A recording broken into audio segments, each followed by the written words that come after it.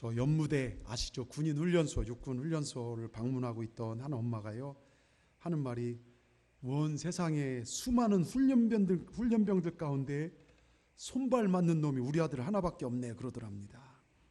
자, 어머니 눈에는 아들의 허물이 잘 보이지 않습니다. 어머니 눈에는 아들만 크게 보입니다. 왜요? 사랑하기 때문입니다.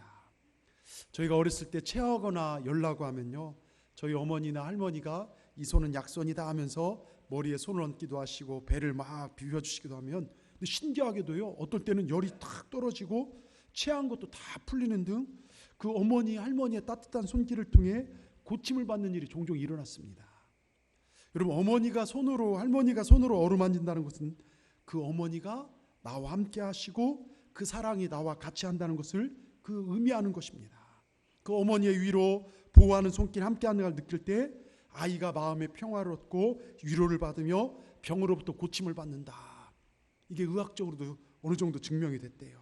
근데 여러분, 예수님께서도 환자들을 치료하실 때면 대부분 손으로 안수하시고 만져주시며 병을 고쳐주십니다.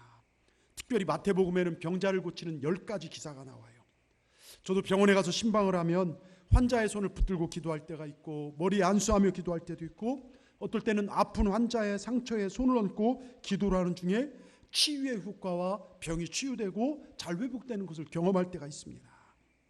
오늘 말씀은요, 예수님께서 산상수훈을 마치시고 산에서 내려오시다가 한 문둥병자를 만나 그에게 손을 대시고 치유하신 장면과, 또 14절 이하에서는 예수님의 제자 베드로의 장모가 열병에 걸려 누운 것을 보시고 들어가셔서 그 손을 만지심으로 열병을 고치셨다는 사실을 보여주고 있습니다.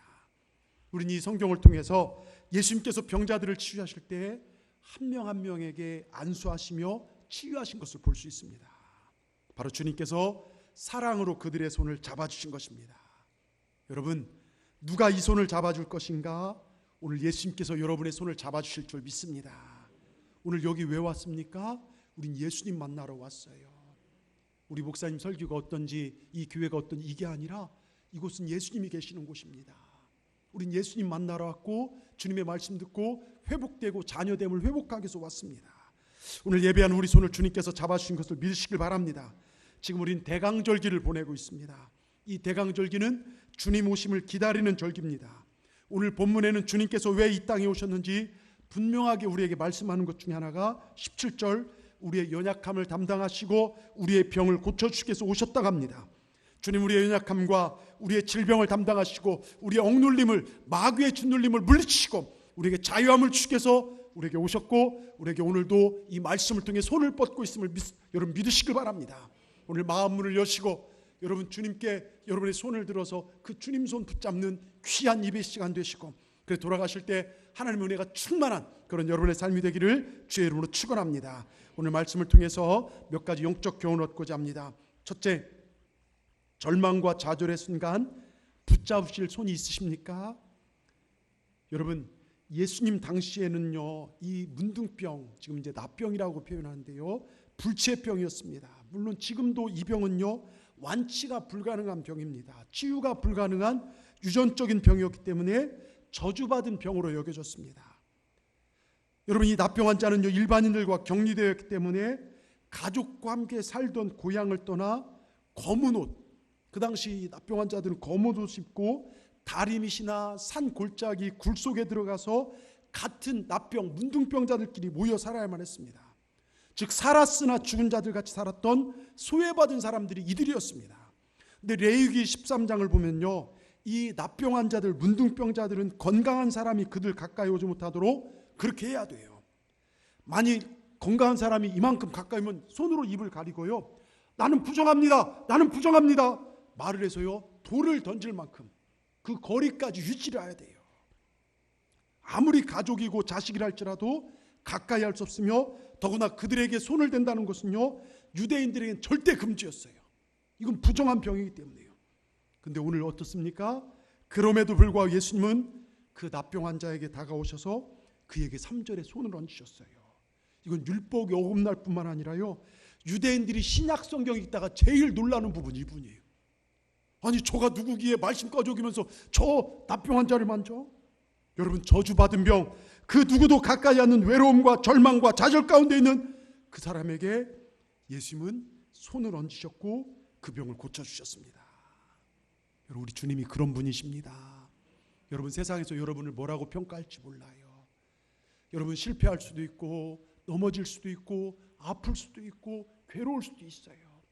지금 밝은 모습으로 있지만 여러분 안에 어떤 아픔이 있을지 모릅니다. 가정의 문제, 자녀의 문제, 그런 괴로운 문제, 정말 나병 같은 독소가 내 안에 있어서 나를 힘들게 할지 모르지만 오늘 주님께서 여러분의 손을 붙잡아 주시고 일으키실 줄 믿습니다. 또 가버나움에 가셨어요. 열병으로 앓아 누워있는 여인에게 손을 대시 고쳐주십니다. 그 당시 열병은요, 학자들은 이질 같은 전염병으로 봅니다. 그러니까 열병에 걸렸다면 동네에서 격리시키고 누구도 찾아가지 않아요. 많은 사람이 죽었습니다. 그러나 우리 주님께서는 그 죽어가는 현장에 누구도 찾아가지 않고 피하는 그 현장에 직접 들어가셔서 그 손을 만져주시고 그 열병 든 여인을 고쳐주십니다. 여러분, 문둥병자, 열병 든 여자, 유대인들이 멀리한 사람들, 밖으로 버림받은 사람들에게 주님은 다가가 어루만지시고 병을 고치셨습니다. 이게 은혜입니다. 우리 하나님 하늘의 영광 보좌를 버리시고 우리 예수님 낮고 천한 이 땅에 오셔서 우리를 살리시게 오셨어요. 우리가 뭐라고요?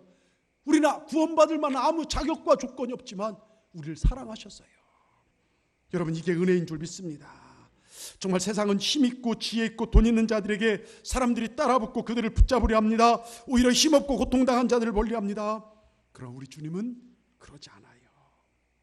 죄로 말미암아 문둥병자같이 절망과 죽음의 자리에 이른 우리에게 오셔서 어루만지시고 살려주시며 구원해 주신 예수님이 우리 예수님인 줄 믿습니다. 예수님의 손길은 사랑의 손길입니다. 예수님의 손길은 위로와 소망, 용기를 주는 손길임을 여러분 믿으시길 바랍니다. 여러분, 지금 환경이 절망적인 분 계십니까? 여러분, 인생에 좌절케 하는 일들이 있습니까? 아무도 나를 돌아보지 않으십니까? 내일의 미래가 걱정되십니까? 이럴 때 우리 예수님은 오늘 우리를 어루만지심을 믿으시길 바랍니다. 이 설교가 뭡니까? 오늘 저를 통해서 우리 예수님 여러분에게 말씀하십니다. 내가 너와 함께한다. 내가 너를 붙잡고 있노라. 여러분, 주님 이사야 41장 10절에 두려워 말라, 내가 너와 함께함이니라. 놀라지 말라, 나는 내 하나님이 됨이라. 내가 너를 굳세게 하리라. 참으로 너를 도와주리라. 참으로 나를 의로운 손으로 너를 붙들리라. 여러분, 믿으십니까? 주님께서 여러분을 이 시간 붙잡으신 걸 믿으시길 바랍니다. 예수님께서 사랑과 은혜의 손길로 우리를 어루만져 주시고 붙잡아 주시고 일으켜 주시는 종, 이게 복음입니다. 여러분, 이 복음 안에 젖어들기를 주의 이름으로 축원합니다. 베트남 전쟁 때요, 실제 있었던 사건입니다. 베트남에서 선교하시던 선교사님이 어느 날 전쟁 중에 한 도시에서 다른 도시로 선교 여행을 가고 있었어요. 밤에 이 지역으로 복음을 전하기 위해서 가다가 너무나 위험하다 싶어 텐트를 치고 날이 밝아올 때까지 야영하기로 몇 명이 결정을 했습니다. 선교사와 몇 사람들이 적들이 공격해오면 꼼짝할 수 없는 무방비 상태에서 야영을 하고 있었습니다. 근데 뒤에 보니까 베트공 몇 명들이 그들을 추격하고 있다는 것을 몰랐어요. 선교사님 일행이 야영을 하는 것을 본 베트공 몇 명은 밤이 깊어지면 이들을 공격해 죽이자 하고 만반의 준비를 하고 있었습니다. 근데 그날 밤 그 선교사님을 파송한 미국의 한 교회에서요, 하나님께서 그 한 성도에게 마음을 부어줬어요. 오늘 밤에 선교사를 위해서 기도하라. 그래서 이분 혼자 온 게 아니라 12명의 사람들을 막 불러보았어요. 오라고. 그래서 12명의 사람들이 모여서 막 선교사님을 위해서 부르짖어 기도했습니다. 이튿날 아침 선교사님 일행은 아무 일 없이 안전하게 다른 교회 가서 복음을 전했어요. 근데 얼마 후에 이 선교사님 일행을 공격하려 했던 베트공 중 한 사람이 예수님을 영접하게 됐습니다. 근데 그가 그런 얘기를 해요. 사실은 우리가 선교사님 일행을 공격하려고 했는데 공격할 수 없었습니다. 왜요? 완전 무장한 베트공들이 완전 무방비상 선교사님 일행을 공격할 수 없었을까? 보니까 12명의 완전 무장한 거구의 군인들, 선교사 일행의 밤중에 텐트를 환한 빛으로 보초를 서고 있었기 때문입니다. 근데 선교사님이 그 말을 듣고, 아니 우리를 지켜주는 군인이 한 명도 없었다고. 나중에 미국으로 돌아가서 그 교회에서 이런 일이 있었으면 얘기할 때 12명의 성도들이 그를 위해 기도해야겠다는 부담을 안고 기도했다는 말을 들었어요. 선교사님이 선교 일기를 들춰 보니까요, 그날이 바로 선교사님 일행이 야영하던 날이었습니다. 12명의 그 엄청난 거구의 무장한 군인들은 선교사님을 위해 기도하던 12명의 기도 용사들이었어요. 그들의 기도를 듣고 하늘의 천사를 보내서 그들을 붙잡아 주신 것입니다. 여러분, 하나님은요, 기도의 용사들이 기도할 때 선교사 일행을 위해서 하늘의 군인들을 보내서 그들을 안전하게 보호하신 줄 믿습니다. 여러분, 저도요, 부족하지만 꼭 설교를 앞두고 춥지만요, 이곳에 와서 밤에 기도해요. 토요일 밤에요. 또 매일 저녁마다 기도해요. 하나님, 우리 사랑하는 성도들 어디를 가든 지켜주시옵소서. 성령의 불담으로 저들을 지켜주시옵소서. 천사를 보내어 저들을 일으켜주시옵소서. 여러분, 삶이 힘들다고요, 탄식하지 마시길 바랍니다. 이것저것 해도 안 된다고 한숨 치지 마십시오. 여러분, 내 인생은 그게 끝이 아닙니다. 하나님은요, 여러분을 향한 위대한 일을 계획하고 계심을 믿으시길 바랍니다. 여러분, 기도하여 하나님께 손을 뻗고 주님이 그 손을 붙잡아 주신다면 주님께서 우리의 삶을 가장 좋은 것으로 인도하실 줄 믿습니다. 예수님은 사랑으로요, 문둥병자의 고름 부위를 어루만지면서 그를 살려주셨고, 열병들린 여인에게 누구도 가까이 않고 죽을 날 받아놓은 그 여인에게 손을 대시고 만져줌을 통해 그 예수님은 그 여인을 일으키셨습니다. 오늘도 믿음 안에서 예수님의 손길을 어루만질 때 우리가 온전히 치유를 받고 문제 해결을 받게 될 줄 믿습니다. 그 일으키시고 회복시킨 손이 지금 나에게 펼쳐져 있다는 걸 믿으시고, 내 손을 뻗쳐서 주님의 손을 붙잡고 내 마음을 열어서 주님을 내 인생에 모시는 여러분 되시길 주의 이름으로 축원합니다. 두 번째요, 예배하는 자의 손을 잡아주시는 예수님이십니다. 여러분, 최희준이라는 가수 아시죠? 예? 그분이 하숙생이라는 노래를 불렀잖아요. 예? 우리 교회도 가수 한 분이 계세요. 우리 심재성 성도님 저기. 예? 그래서 순천, 광양, 여수 행사할 때마다 탁 나가서 탁 가수신데요. 이 최희준이 그런, 우리 어르신들은 잘 알 거예요. 요즘 애들은 모를 거예요. H.O.T는 저보다 좀 어린 세대. 요즘 BTS 이런 정도인데요. 하여튼 인기 있는 분인데, 이분이 그 하숙생, 인생은 나그네 길 어디서 왔다가 어디로 가는가. 여러분, 참 맞는 표현 아닙니까? 인생은 하숙생, 나그네예요. 어디서 왔다 어디로 가는. 한 번 이 땅에 태어난 사람은요, 한 번밖에 못 살아 일생이라는데, 이 한 번밖에 주어지지 않는 낯설은 세상을 지나가는 나그네입니다. 그 종착점이 어딥니까? 여수 사람 대부분 봉두로 가더라고요. 화장터 아니면 여러분 대부분 묘주입니다. 그러니까 인생, 인류의 삶은 결국 묘지를 향해 가는 길고 긴 행렬입니다. 여러분, 아무리 부잣집 좋은 집 살아도요, 한 번 숨겨두고 나면 그 집에 더 이상 머물 수가 없어요. 저는 장례를 많이 치러봐서 알지만, 제가 여기 내려오기 서울에 압구정도에 교회에 있었지 않습니까? 우리나라 어마어마한 부자들, 그분들 장례 치르다 보면요, 엄청난 부자도 결국은 다 한 줌, 아무리 집이요 몇백억짜리 집에 살아도요, 죽으면 다 화장터 아니면 땅속에 묻혀요. 그리고 3일장 아니면 5일장입니다. 요즘은 죽기도 전에 병원 영안실로 떠납니다. 여러분, 꿩이나 호랑이, 멧돼지 박제해서 집에 걸어온 걸 본 적이 있어요. 근데 사람은 박제해서 안 놓더라고요. 왜요? 인간은 이 땅이 고향이 아니에요. 이 땅이 전부가 아니기 때문입니다. 여러분, 영혼 떠난 육신은요, 그거 아무리 이뻐도요, 같이 못 살을 거예요. 숨 끊어진 그 인생은요, 이거 흉물입니다. 여러분 인생 종착점에 돌아갈 고향이 있으십니까? 예? 물은요, 바다에서부터 왔다고 물은 내리면 다 바다로 올라가요. 불은 태양으로부터 왔기에 불은 자꾸 하늘로 올라갑니다. 여러분, 인생은 하나님으로부터 왔기에 하나님 앞에 다 가게 되어 있습니다. 어떤 사람이 죽으면 아유, 그분 세상 떠났다고, 갈 곳이 있으니까 떠나는 거죠. 어떤 사람 돌아가셨다고 돌아갈 곳이 있다는 것입니다. 우리 인생은 떠나고 가야 하고 돌아갈 곳이 있다는 것입니다. 그래서 나그네 된 우리는요, 이 지나가는 길에 미련 두지 않는 거예요. 나그네가 지나가는 길에 너무 큰 미련 둔다면 여행을 계속할 수가 없습니다. 우린 지나가는 길에서 얻은 것들을 가지고 자랑하지도 않습니다. 그것들 또한 지나가는 것이기 때문입니다. 권세도 명예도 지식도 돈도 자녀도 다 지나갑니다. 영원하지 못합니다. 여러분, 이 지나가는 잠깐 여기에 목적 두면 안 돼요. 이게 목적되면 하늘에 이걸 상실해버리잖아요. 하늘의 것을 상실해버립니다. 우린 영원한 본향을 향해 투자할 줄 알아야 합니다. 여러분, 그것만이 영원합니다. 나그네인 우리가 이 땅에서 해야 할 가장 위대한 것이 뭔지 아십니까? 예배예요. 우리를 창조한 목적, 하나님께서 이 땅에 우리를 보내신 목적이 하나님을 영화롭게 하는 예배인 줄 믿습니다. 하나님을 높이는 것입니다. 오늘 본문을 보면요, 산상수훈이 끝나고 주님께서 산에서 내려오신 길입니다. 수많은 사람들이 주님을 따랐습니다. 여러분, 따르는 신앙 가지고 안 됩니다. 이 납병 환자처럼 주님 앞에 나아가는 믿음이 있어야 돼요.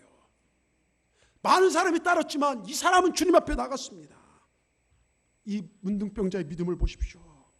이 문둥병자의 예배하는 믿음이 있었어요. 오늘 2절에 보면요, 나와 절하며 이르되 이렇게 써 있어요. 이게 킹제임스 성경이라는 영어 성경에 보면은 예수님 앞에 나가 예배를 드렸다 그래요.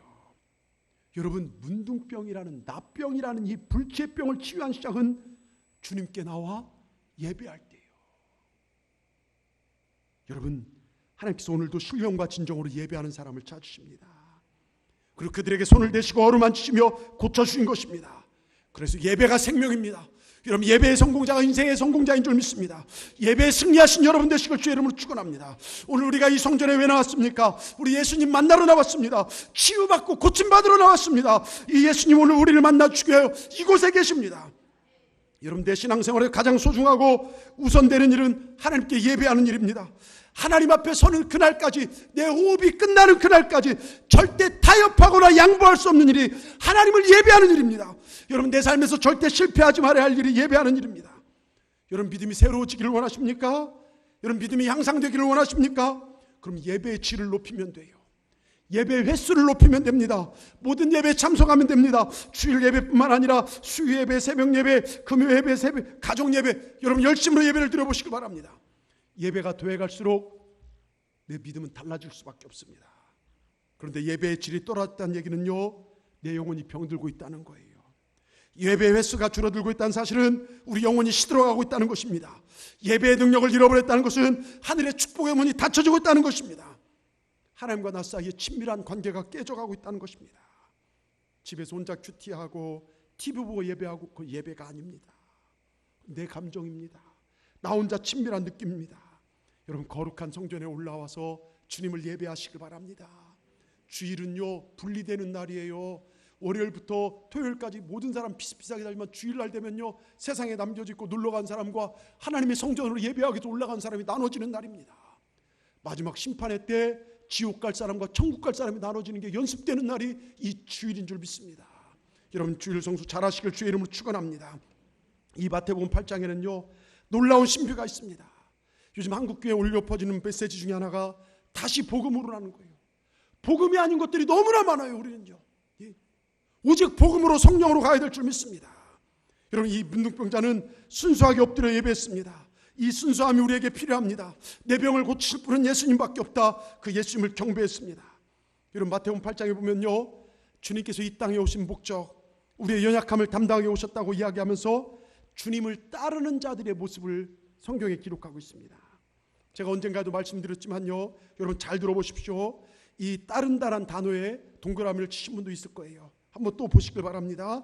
이 단어는 따른다, 누군가를 내가 의지를 가지고 따라가는 단어가 성경에 나와 따른다는 거예요. 내가 의지를 가지고 저분을 바라보고 따라간다는데요. 자, 마태복음 8장 1절을 보십시오. 같이 읽겠습니다. 예수께 산에 내려오시 수많은 무리가 따르니라. 여기 첫 번째 따르니라의 단어가 나와요. 여기서 산에서 주님께서요, 산상수훈의 산상보훈의 놀라운 말씀을 듣고 나니까요, 사람들이 예수님을 따라요. 이건 쉽죠. 이렇게 따르는 건 쉬워요. 그 다음 단어가 8장 10절에 나옵니다. 8장 10절에 뭐라고 쓰십니까? 예수께서 들으시고 놀랍게 여겨 따르는 자들에게 이르시되, 여러분, 백부장의 하인을 고치시죠, 나병 환자를 고치시죠. 여러분, 이 고치는 기적을 체험하고 예수님을 따르니까 이건 더 쉬워요. 기적 체험하고 병 고침 보고 따르는 건 더 쉽습니다. 여기까지 잘 들읍니다. 근데 8장 19절부터 어려워집니다. 예수님께서 나를 따르라 명령을 하셨는데 19절에 보니까 한 서기관이 나와 예수께 아뢰되 선생님이 어디로 가서 저는 따르리이다 그럽니다. 갑자기 어려워집니다. 예수님이 따른 삶이요, 그 성경을 보면 지낼 곳도 아무것도 없어요. 과연 그래도 나를 따르겠느냐 하고 제자도를 묻고 계십니다. 금은부와 부자 되는 것 포기하고 따르겠는가? 근데 여기서부터 주님을 따르는 사람들이 확 줄어들어요. 그럼 8장 22절 뭐라고 써 있습니까? 예수께 이르되 죽은 자들이 그들의 죽은 자들을 장사하고 너는 나를 따르라 하시니라. 여러분, 따르라 그럽니다. 부귀영화 안 바라고 잠잘 곳 다 포기하고 예수님 따랐더니 이번에는 너의 가정보다 나를 우선순위를 두고 나를 따라올 수 있겠느냐 묻고 계십니다. 처음에 허다한 무리가 예수님을 따르다가 점점 떨어져 나갑니다. 가정 앞에 부딪히면서 끝납니다. 그런데 8장 23절을 보십시오. 배에 오르심에 제자들이 따랐더니 그럽니다. 따랐더니 이제 몇 명 안 남았습니다. 그래도 남은 이들에게 드디어 호칭을 바꾸십니다. 남은 자들을 뭐라고 합니까? 제자들이라고 하는 거예요. 예? 제자들을요. 그런데도 이번에는 풍랑까지 찾아옵니다. 환난 핍박이 오고 고난이 있어도 그래도 나를 따를 수 있는가? 여러분, 이게 제자라는 것입니다. 우린 제자의 단계까지 가야 합니다. 아멘. 우린 주님이 원하신 단계까지, 군중은 주님이 모르세요.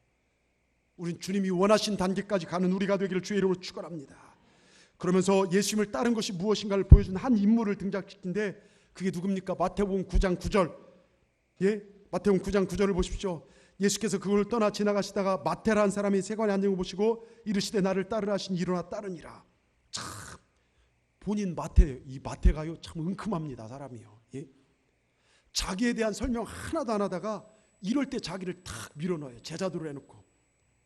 예수님 나를 따르라 하시니까 마태는요 일어나 자기 미래의 일 다 내려놓고 따릅니다. 여러분, 이게 제자의 표상입니다. 예수님 말씀하시면 상황이 뭐든 내 생각에 맞든 안 맞든 풍랑이 일든 어려움이 있든 상관없이 나를 따르라. 아멘. 제가 따르겠습니다. 여러분, 이게 제자입니다. 거기에 이유가 없어요. 사족이 없습니다. 이렇고 저렇고가 없습니다. 여러분, 예수님 부르면 그냥 따르십시오. 여기에 다른 말이 필요 없습니다. 이렇게 살 때요 마태복음 28장 최종 결론 내가 세상 끝날까지 너희와 함께 있으리라, 이 말씀이 성취되게 될 줄 믿습니다. 저는 우리 모두의 믿음이 이런 믿음 되기를 원합니다. 제자 같은 믿음 되기를 원합니다. 2008년요 6월 전 세계의 시선을 집중시켰던 칠레에서 광부 매몰 사건, 여러분 아실 것입니다. 700m 되는 깊은 땅 속에 묻혀있는 저들, 그 높이가요 여러분 700m 산이면요 여기 여수에서 제일 높은 산도 그 반절도 안 될 거예요. 어마어마한 땅 속에 묻혔어요. 그러니까 그곳에 갇혀있는 사람들에게 구멍을 뚫어 연결을 될 수 있는 확률이요 700m 밑에 있는 바늘 찾기라는 거라는 거예요. 그런데 하나님께 도와주셨습니다. 이 굴착 전문 그 지형을 보는 전문 여성인이 와서 그곳에 구멍을 쭉 뚫었는데 그것이 제대로 연결돼 가지고 사람 하나하나 들어갈 수 있는 한 명 들어갈 수 있는 캡슐을 만들어 갖고서요 집어넣어서 69일 만에 33명을 다 구출한, 여러분 뉴스에 보셨죠? 오래전에 그런 일이 있었어요. 그런데 그 안에서 저들이 그 팀장회에서 정말 질서 있게 생활했고 믿음 좋은 분들이 저들에게 신앙적으로 유료해주고 예배를 드렸다는 겁니다. 칠흑 같은 어두움 그 정말 땅속에 묻혀갖고서요. 그래서 하나님께 저들과 함께 하시고 한 사람도 피해 입지 않고 모두 구원을 받은 기적적인 사건이 일어났습니다. 그런데 그 생존자들이 나와서 다 감사하는 말 가운데 두 번째 생존자 마리오 세불베다가 이렇게 얘기를 합니다. 저는 지금 너무 행복합니다. 고립되어 지내면서 다시 밖으로 나갈 것에 대해서 한 번도 의심한 적이 없었습니다. 저는 하나님을 믿었고 하나님은 우리와 함께 하셨습니다. 하나님은 우리와 함께 하셨습니다.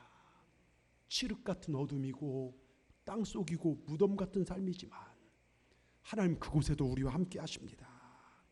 여러분, 절망의 상황, 한치 앞도 내다보기 힘든 상황에서 숨을 쉬기도 곤란한 마지막의 상황에서 그들은 겸손하게 하나님을 예배했고 하나님께서 함께 하신 걸 굳게 믿었습니다.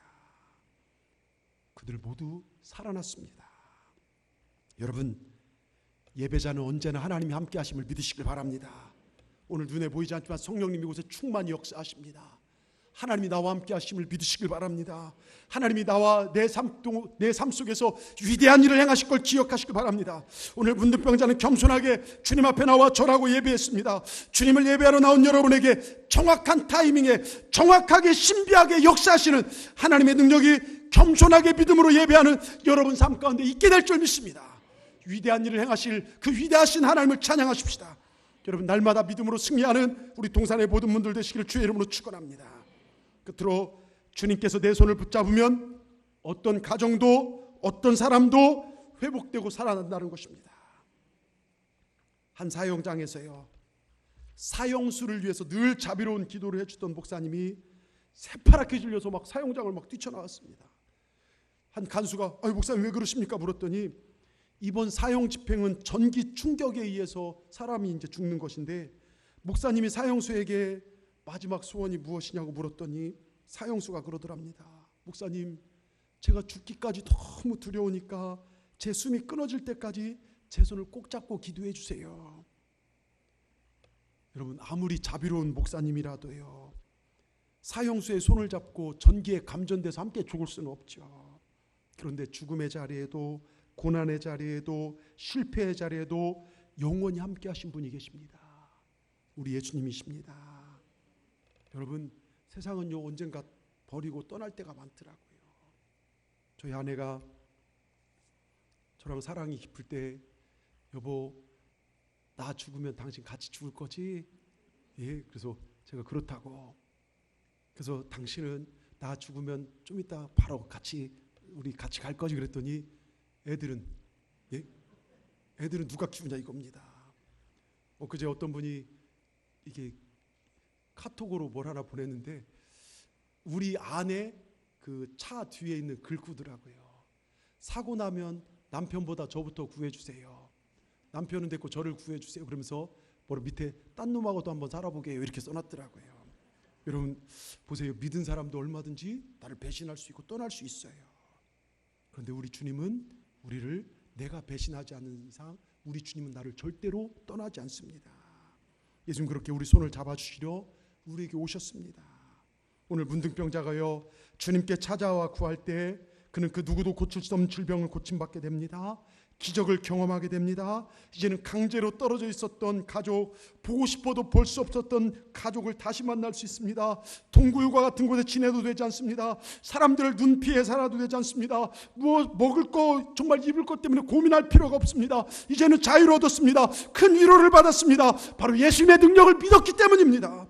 여러분, 이게 기독교인 줄 믿습니다. 우리는 그냥 어물뿐인 백성이 아니라 하나님의 능력이 우리에게 임한 백성들인 줄 믿습니다. 오직 예수로만 구원받고, 오직 예수로만 치유받고, 오직 예수로만 자유함을 얻습니다. 사도행전 4장 12절에 천하 인간의 구원 얻을 만한 다른 이름을 우리에게 주신 일이 없느니라. 우리는 그 예수님 붙잡아야 될 줄 믿습니다. 초대교회 성도들에게는요, 예수 이름이 절대적이었습니다. 어디를 가나 예수님이고, 정말 예수 이름 빼놓고는 할 말이 없는 사람들이 되었습니다. 모일 때마다 예수 이름을 찬양했고, 사람들을 만날 때마다 예수님을 증거했습니다. 위협을 당하고 핍박을 만날 때마다 예수 이름을 기도하며 싸웠습니다. 병자를 앞에 놓고 예수 이름을 그들 일으켰고, 귀신과 악령의 역사 앞에 예수 이름을 물리쳤습니다. 예수 이름으로 그들은 세상을 정복했습니다. 여러분, 우리도 이렇게 사십시다. 예수 이름의 권세가 남들만의 권세가 아니라 우리의 권세입니다. 우리에게 주어졌습니다. 제가 전도하다가요, 시내 나가보면, 진남관 밑에 가보면요, 옷가게들이 많아요. 그 옷가게를 보면요, 정말 잘생기고 키도 크고 아주 막 잘 빠진 마네킹들이 있어요. 예? 정말 화려하게 매일 옷이 바뀝니다. 예? 어떤 마네킹은 비싼 핑크 코트도 있고, 어떤 마네킹은요 비싼 모자도 쓰고, 다 양복도 있고요, 매일매일 다른 걸로 입혀줍니다. 근데 이렇게 마네킹이 좋은 거 비싼 거 입는다고 행복할까요? 예? 마네킹에게 만약 소원을 물어본다면요, 생명 달라고 할 것입니다. 생명이요. 겉으로 보기에는 화려하고 좋아 보여도 생명이 없기 때문에 기쁨과 감사, 행복을 모릅니다. 그런데 교회 안에도 이런 마네킹 신앙인들이 많아요. 예쁘게 화장하고 좋고 비싼 옷을 차려입고 예배드리기 위해서 앉아있지만, 찬송을 불러도 감동이 없고, 말씀을 들어도 관심이 없고, 내 마음대로 사는 사람들이 교회 마네킹입니다. 여러분, 저 옷가게 마네킹이나 교회 마네킹이나 마찬가지입니다. 왔다 갔다만 하지 달라지는 것이 없습니다. 왜 그렇습니까? 내 안에 주님이 없었기 때문에 그래요. 주님이 온전히 채워지지 않았기 때문이에요. 제가 새벽에도 말씀드렸지만 깡통과 쇠기둥이 있죠. 속이 찼냐 변냐 똑같은 깡통이지만요, 신앙도 깡통 신앙, 쇠기둥 신앙이 있다는 것이죠. 겉은 비슷합니다. 그러나 속은 완전히 다릅니다. 내면이 가득 차야 쇠기둥 신앙 되죠. 여러분, 깡통 신앙들의 특징이 뭔지 아십니까? 쉽게 상처받아요. 발로 차면 찌그러지고요, 툭 쳐도 찌그러지고요. 삶 자체가 상처투성입니다. 예? 말 한마디에 상처받고, 설교하다 제가 째려보지도 않았는데 째려봤다고 막 상처받고, 예? 교회에서 누가 기분 나쁘게 생긴 사람이 날 봤다고. 왜요? 속이 비었기 때문에요. 근데 쇠기둥 신앙은요 다릅니다. 속이 강한 쇳덩어리를 꽉 차 있어요. 발로 찬 놈이 더 아픕니다. 무슨 말을 들어도 그런 거 신경 안 씁니다. 완전 승리합니다. 여러분, 뭔 말입니까? 정말 중요한 건 말씀으로 내 내면을 채우십시오. 예수님으로 채우십시오. 누가 여러분을 뚝 찔러도 예수님이 나오시길 주의 이름으로 축원합니다. 근데 이상하게요, 성도들은요, 하나님 말씀 설교는 잘 잊어버립니다. 근데 내게 기분 나쁘게 한 그 한마디는 두고두고 곱씹더라고요. 그거 묵상해봤자 좋지도 않는데요. 여러분, 남 신경 쓰지 마시고 가득 채우는 일, 성령으로 채우는 일, 여기에 집중하십시다. 여러분, 교회 마네킹 되지 마시고 깡통신앙 되지 마시고 열심히 기도해 성령 충만 받으시길 주의 이름으로 축원합니다. 우리 옆분들하고 인사하십시다. 당신은 마네킹이에요, 살아있는 사람입니까? 하고 물어보십시오. 예? 한마디 더 물어봅시다. 깡통입니까? 쇠기둥입니까? 예. 여러분, 정말 쇠기둥 되십시다. 아멘. 여러분 보세요, 낙심하지 마십시다. 신앙생활하다 넘어졌다 일어섰다 이거 반복하지 마십시다. 오직 예수만 바라보십시다. 예수님으로 내 내면을 채우시길 주의 이름으로 축원합니다.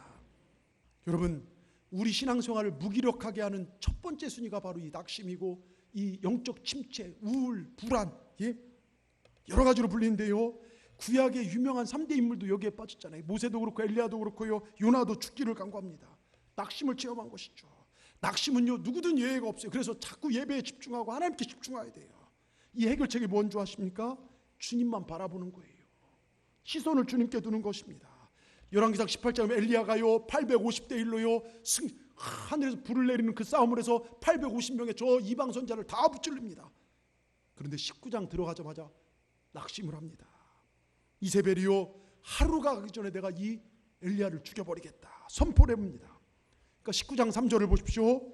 이 형편을 보고 그래요. 이 형편을 봤다는 거예요. 어디서부터 두려움이 왔냐?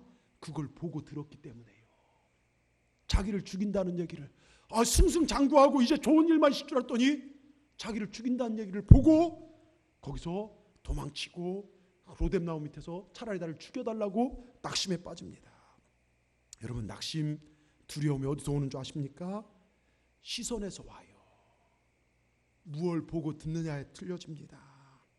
여러분, 낙심은요, 이 시선이 병들면 귀가 듣는 게 병들면 오는 거예요. 어떤 게 저런 걸 보고 저런 데에 상처받을 수 있을까? 어떻게 저런 말을 듣고 넘어질 수 있을까? 근데 이상하게도요, 상처받는 사람들은 그런 거 보고 넘어지더라고요. 그런 말 듣고 넘어지더라고요. 이 생명의 설교는 안 보고 지나가는 그 한마디 그것을 봅니다. 여러분, 신앙생활은 보는 게 병들면 듣는 게 병들면 병들어요. 극장 가보셨죠? 예? 극장 가보셨죠? 아니, 뭘 물어보면 대답이 이렇게 오야. 예?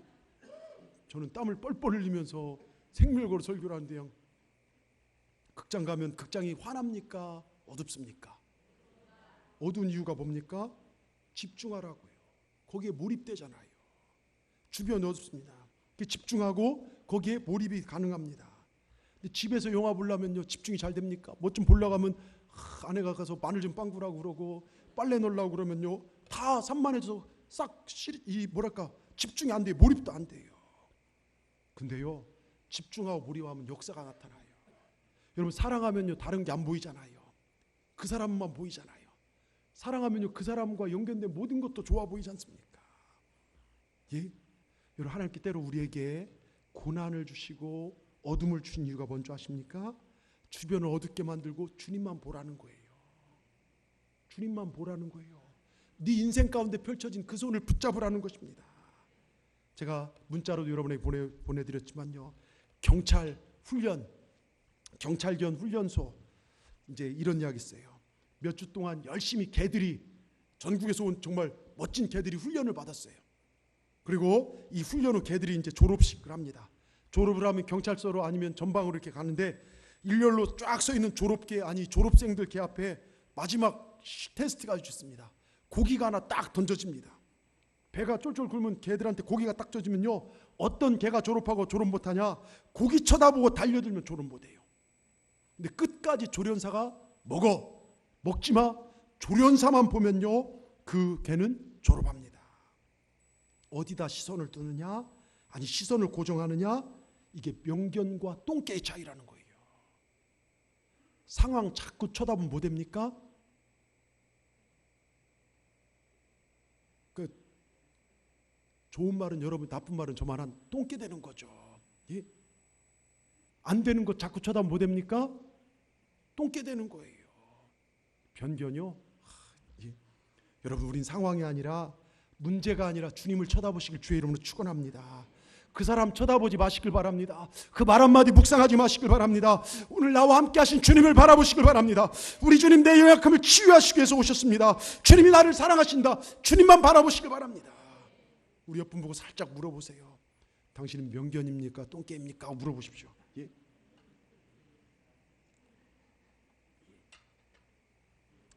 제가 이렇게 사신 분 한 분을 소개하고 새벽기도에 말씀드렸지만 말씀 마치고자 합니다. 서울에 제가 아는 권사님, 그분을 소개해드리고자 하는데요, 이 권사님 결혼해서 딱 시댁 오니까 시어머니가 무당이에요. 거의 보살. 날마다 부닥거리하고 굿하고 부적 붙이고 날마다 쌀 놓고 물 떠놓고 막 빌고 비나이다 저라고. 근데 갈수록 잘 되는데 갈수록 안 됩니다.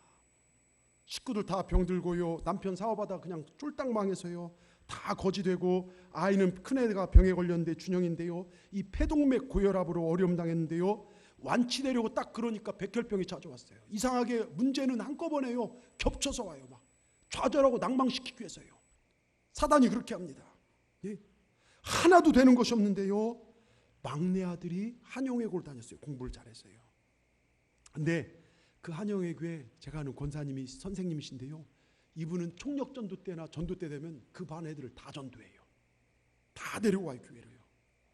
그분 통해서 얘가 예수 믿고, 그렇게 해서 그 엄마가 먼저 교회 왔어요. 교회 와서 은혜를 받았습니다. 예수님이 날 위해 오신 것을 알았고, 예수님께서 우리의 모든 저주를 물리치시고 나를 치유하시고 회복시키기 위해 오신 걸 알았고, 예수님께 나오면 오늘 말씀처럼 17절처럼 18절 말씀처럼 다 16, 마태복음 8장 16, 다 고침받는 걸 알게 됐습니다. 자기 삶을 들여보면 소망이 1도 없는데 예수님 바라보고 믿음을 가지고 이분이 기도하기 시작합니다.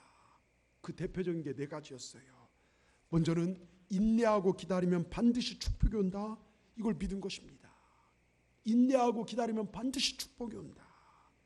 교회는 우리를 신부로 명문가의 가정을 만들어간 축복의 통로다. 아예 집에다 적어놓고 기도합니다. 여러분 한번 따라해 보십시오. 교회는 축복의 통로다. 명문가의 가정을 만든다. 그 설교를, 감독님 설교를 요약한 거예요. 예? 두 번째는요, 빌립보 감옥에서 옥문이 열린 것처럼 어려울수록 하나님만 보고 기도하면 놀라운 변화를 주신다. 이걸 적어놨습니다. 그래, 빌립보 감옥 같은 환경이지만 내가 하나님 앞에 기도하면 열어주실 것이다. 낙심하지 않겠습니다. 기도하겠습니다. 감사하겠습니다. 세 번째, 주님을 붙잡고 기도하면 밤이 지나고 광명한 빛이 우리 인생 가운데 찾아온다. 여러분 아멘 아닙니까? 주님을 붙잡고 기도하면요, 어둠이 떠나가게 되어 있습니다. 네 번째, 천국에 들어가려면 어려움과 고난이 있다. 하지만 광야의 길을 내며 사막의 샘이 나오게 하신 주님의 능력을 믿었습니다. 이 4가지 가지고요, 이분이 다른 광고 없어요. 주님만 봤습니다. 주님만 보았습니다. 그저 예배에, 말씀에, 전도에, 기도에 집중했습니다. 여러분 어떻게 된 줄 아십니까? 쫄딱 망했다 손 들어보십시오. 아니면 다 일어섰다 손 들어보십시오. 다 일어섰으니까 제가 여기서 얘기를 하죠. 집안이 다 일어났습니다. 건강의 복을 받고요, 화목의 복을 받고요, 사업 망할 때 맨날 싸우고 원망하던 그 집안인데요, 울음이 끝이지 않고, 그런데요 다 일어나기 시작하고요, 온 가족이 시어머니까지 구원함을 받고요, 남편이 회사를 일으켜서 큰 부자가 돼서 건설회사요, 집도요 몇십억짜리 집에 살고요. 이 권사님이 되셔서요, 이분은요 교회 여선교회장, 여러분 여선교회장 하려면 코피 쏟을 정도로 헌신을 많이 해요. 예? 아주 헌신, 거의 집에 아침에 교회 출근해서 저녁에 퇴근할 정도로요 엄청난 일을 합니다. 그리고 속장하고 지구장하고요. 근데 큰아들요 죽는다는 걔는요 다 완치가 돼갖고서요 지금 MBC에서 굉장히 높은 위치에 있고요. 막내 아들은 미국 MBA 가져서, MBA 농구가 아니고요, 그 있어요 경영, 그 해가지고 와갖고서요 외국인 이 회사에 취업됐는데요 연봉이 2억이 넘어요. 예? 놀라지도 않네요. 다 여러분 비슷하게 받으셔서 그런지. 여러분 집안이 다 일어났습니다. 제가 왜 이 말씀을 드리냐? 하나님은 동일하신 분이에요. 우리가 하나님 온전히 믿고 하나님 말씀대로 살아가면 우리도 일어납니다. 여러분, 일어날 수 있습니다. 주님이 나와 함께함을 믿는다면 어떤 역경도 어려움도 우리는 능히 이겨낼 수 있습니다. 여러분, 주님께 손을 뻗치시길 바랍니다. 내가 주님의 손을 붙잡겠습니다. 우리 이 문둥병자처럼 주님께 나가십시다. 그러면 기적이 일어납니다. 여러분, 이 대림절기, 대강절기, 우리 연약함을 강함으로 바꿔주시게 주님 오셨습니다. 우리를 살려주시게 오셨습니다. 그 주님 손 붙잡는 우리 동산의 모든 분들 되시기를 주의 이름으로 축원합니다. 축원합니다. 기도하겠습니다. 하나님 아버지, 감사합니다. 예수님을 이 땅에 보내신 이유, 그리고 예수님께서 아버지 말씀에 순종하여 낮고 천한 이 땅에 오신 이유를 오늘 우리가 살펴보았습니다. 우리를 사랑하셔서 우리의 연약함을 고치시고 우리를 치유하시고 우리를 부하게 하시며 우리에게 생명 주시고 풍성한 은혜 주시게 하여 주님께서 이 땅에 오셨음을 믿습니다. 이제 우리가 환경 보고 낙심하고 사는 것이 아니라 그 주님만 보는 영안이 열려지게 하여 주시고 과거를 보는 것이 앞으로 열려질 위대한 일을 기대하며 살아가는 우리 모두가 되게 하여 주시옵소서. 주님, 정말로 깡통 믿음 되지 않게 하여 주시고 마네킹 신앙 되지 않게 하여 주시고 새기둥처럼 당당하게 살아 역사하는 하나님의 믿음으로 체험받는 우리 삶이 되게 하여 주시옵소서. 예수님의 이름으로 감사하며 기도드리옵나이다. 아멘.